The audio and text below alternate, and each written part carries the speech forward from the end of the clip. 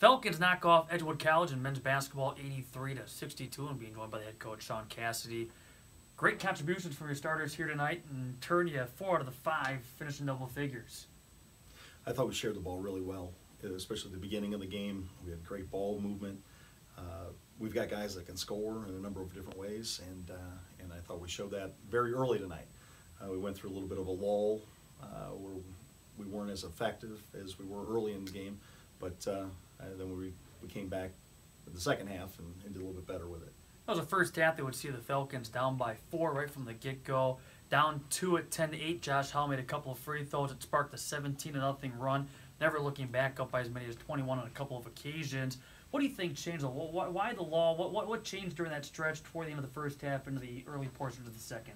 Well, we got a little bit out of our rhythm offensively and defensively. I think we got a little complacent that we were getting some pretty good looks, and then we started taking some quick looks, and you just can't do that. You've still got to stick to your game plan and work the ball, and I think that's the reason we got a little bit, and we subbed quite a bit in the first half and tried to get different combinations on the floor, and we know this is a big week, so we tried to get our starters a little bit more time on the bench, and some of the lineups I put out there weren't as effective as other lineups, so a lot of that's on me.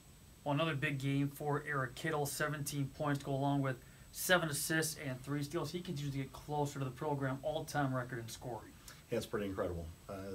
What he does day in and day out is just amazing, and that's not even talking about what he does in the locker room, what he does at practice, and he goes hard every single day. So for him to keep inching closer to the all-time record in scoring is pretty amazing. We've been watching it for about 2 years and watching him coming closer and closer. And I had the opportunity of playing with Frank Inco, and Frank is an incredible basketball player, probably the best basketball player that's ever been here. And to see Eric even coming close in some of those numbers, it's great to be a part of this history. Well, we're talking about players in double figures. We talked about Josh Howell. It seems like every time we do one of these, he comes through another big game, and this one is Howell had 16 points to go along with 4 rebounds. But how about the play, too? Andrew Frasky being aggressive on the inside. He had 16 points, 5 rebounds. Andrew does it all. His improvement has been incredible this year. From where he was last year as a very, very limited role player to someone that can really control the paint, offensively, defensively, and he works so hard at it. And again, I give credit to Montrell Hobbs, who works with him, and those two are partners. They talk all the time. They work out together before, after practice. They're always together, and Montrell is teaching him some veteran moves that are starting to show him.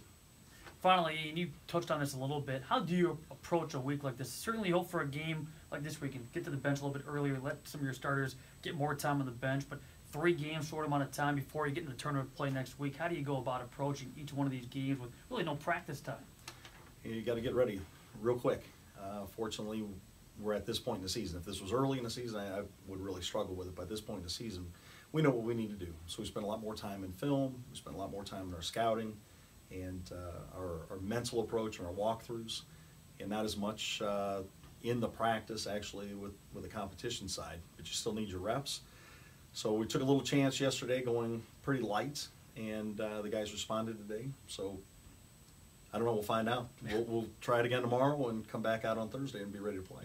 Well, Coach, thanks for your time. As mentioned, next game will be Thursday, 7 o'clock, the makeup game against Lakeland University. As the Falcons take care of business here tonight over Edgewood, 83-62 the final.